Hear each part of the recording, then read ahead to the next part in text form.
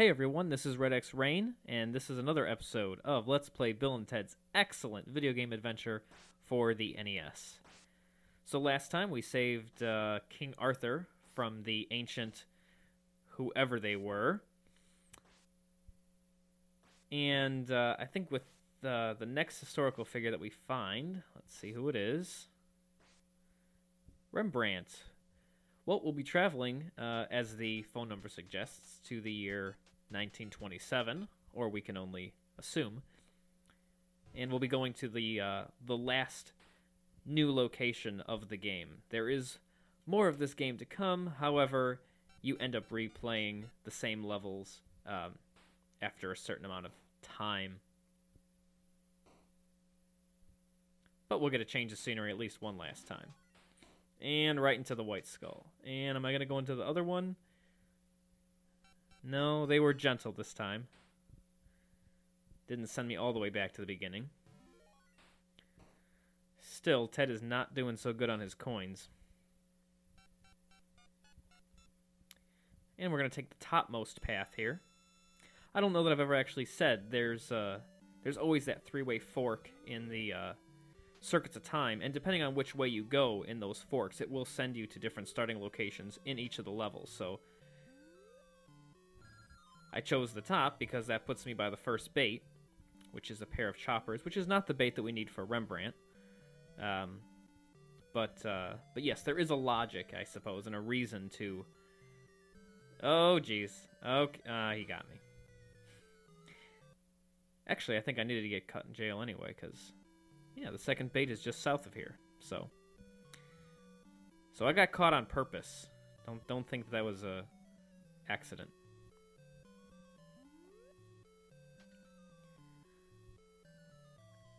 So this, oh, well, I don't need to go back in jail.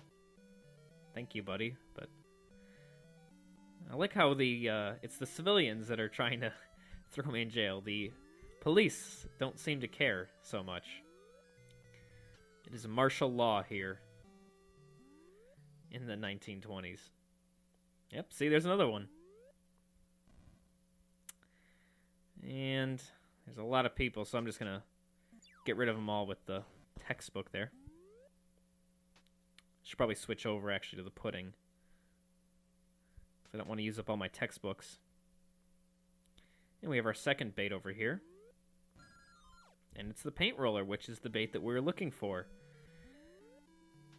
Way to go, Ted. Looks like you're finally getting lucky here. I haven't been doing so good as Ted. I've been having to look through too many baits. Let's see if we can actually find Rembrandt in this building. That would really be impressive. Nope. Oh, well, it's worth a shot. And I almost ran into that guy and had to pay him a coin. Which would have really been a shame for poor Ted. There's not really a whole lot of place to get... Oh, there's a cop. Okay, at least a cop is chasing me this time.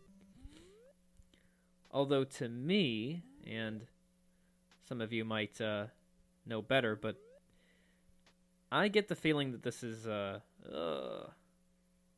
England in the 1920s. I don't... I'm just going to use my firecracker to get rid of those guys. I don't think I've ever actually talked about the firecrackers, the big boom firecrackers. So... while the dangerous textbooks actually explode people and make them go away, the, oh god, come on. The firecrackers just explode, and if, Jesus, everyone is after me. So see, well, that hit him, so he actually did explode just like the textbooks, but if you don't actually get close to any of the people that you toss it at, it just sort of scares them. And they run off in the opposite direction. Historical figure, not in here. But I'm going to use this warp door, because there is another door to check for Rembrandt. Not too far from here. And I switched to the firecrackers so I wouldn't use up all my textbooks. And now I'm using up all my firecrackers instead, so switch back to the pudding. Just in time, too. Apparently. Let's see if we can get this to this guy. Nice.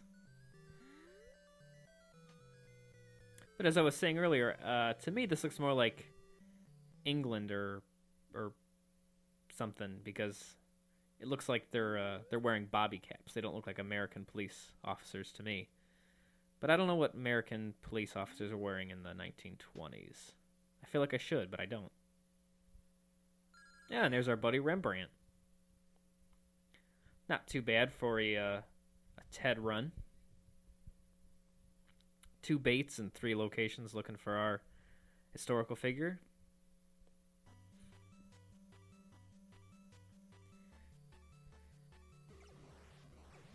And now we get to do this whole thing again.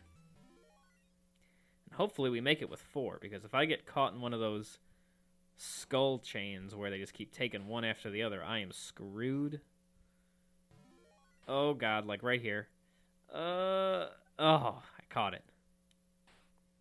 Yeah, if you end up losing coins in the Circuits of Time, it'll say you cannot complete your call, and you have to go looking for more coins. Oh, but here we got another new performance by the Wild Stallions.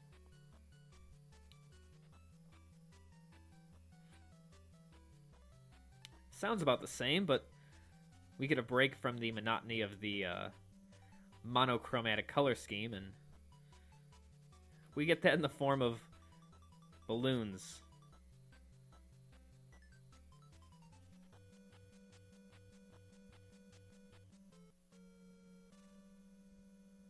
All right. And now we get the same old message from Rufus in the same old location, which is apparently the medieval world. Yada yada, rebels, money, excellent. I'm sure he made some joke about atheism or something. Well, let's see who we can take care of next. And I think... Let's see. No, I thought I saw it on Caesar for some reason. We could go and do Christopher Columbus, but... Ah, okay. Cleopatra. We'll take on... we'll do Cleopatra instead. So as you can see, there are actually multiple numbers that you can pick from at this point, because from now on, we need to rescue 3 historical figures per level, I suppose, as in before we get another Wild Stallions performance.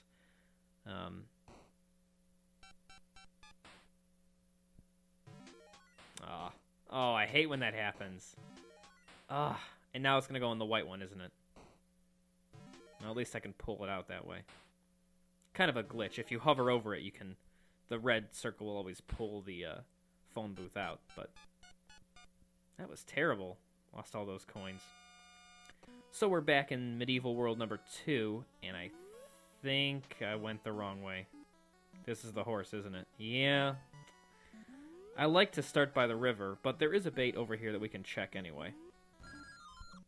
It's not the right bait, but I guess this is a opportune way of showcasing what I was talking about earlier, where, as if, if anyone was paying this much attention, it does matter which path you take in the Circuits of Time, and also I think we're going to see a little bit of scenery that we haven't seen previously for this level. And we got the little cans of pudding there, which is nothing to shake a stick at. I wasn't actually aiming for it, but I'll take it anyway.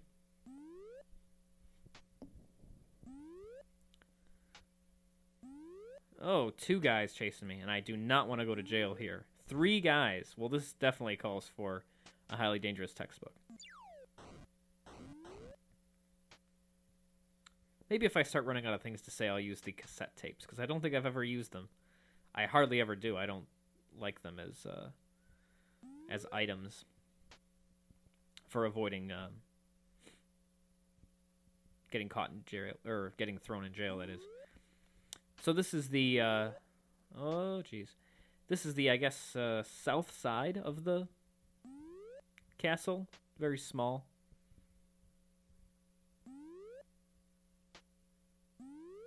So these are screens that we didn't access any other time, because I usually don't come this way, except to get the second bait, which is the bag of money. Not what I need. Which you would think, actually, for Cleopatra, that the bag of money would be the item to get, because she was, of course, very, very wealthy, you know, queen of the desert kind of thing. And this is usually where I start. I usually like to start by the river. And this is going to be third time's a charm. I'm really going to try and get in the canoe. Oh, God. All right. Fourth time. All right. Awesome. So after I guess my fourth attempt of trying to land in the frickin' canoe, I get it. And you do actually want to, if you can, scroll over those bubbling points. I never go for that one because you end up getting hit by the rock. But they contain items that help. They're not actually dangerous, which for a long time when I played the game I thought they were. Well, we got 4 coins, which I guess makes up for the incident I had in the circuits of time with that pink skull business. And that really is the best way to make coins in this game. I mean, people give you coins, but... the headstone? Come on. Ugh. Apparently Bill's luck has run out because he has to go looking for every single bait here. Which is okay, because the medieval world's my favorite, because... well, it's the easiest. I got lots of pudding, so I'm going to use that on this knight here. Yeah, I like the medieval world, because everything is just... as long as you sort of stick to the edges, and you know where the baits are, that's all you have to do. You don't have to go into the center, really, at all. And most of the houses where you'll find the historical figures are also on the edge, so... you could just make one big loop, and you'll find all the baits. Come on. So, oh, geez, and I don't want to get thrown in jail here, because that is the worst part about this level, is that the jail is right in the middle, so it sort of always throws you off. I hate throwing the pudding, because this always ends up happening, but I'm going to let them fight over it. They don't have to use it as a distraction, I guess. I just realized that those patches of grass remind me of Stewie's head from Family Guy. Especially with, like, the little ears on the side. Or lemon heads, I guess. Same character design, isn't it? Get this guy caught in the corral. Yeah. Can we do it to 2 of them? No, he's too smart. He's waiting for me on the outside. And here we have our final bait, which means it must be the right bait. The major credit card. Which I suppose is a little sexist. I don't know. Again, it's right up there with a bag of money, I guess. And actually, we may as well check the house behind us, because I think historical figures are in one of these buildings. I think.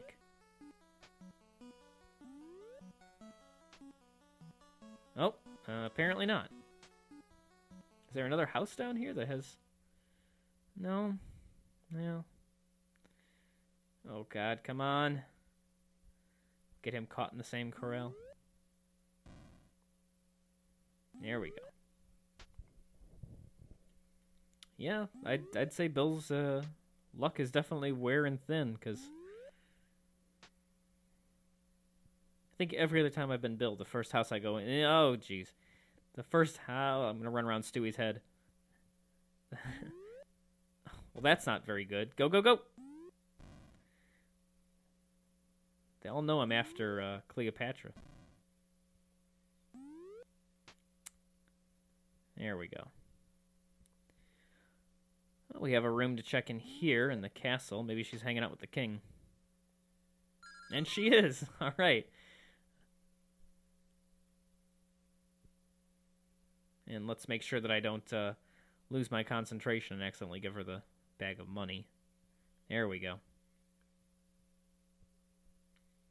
That's another good party, I suppose. I mean, if you haven't noticed already, every historical figure says the same exact thing. They all say they'll party back at our place.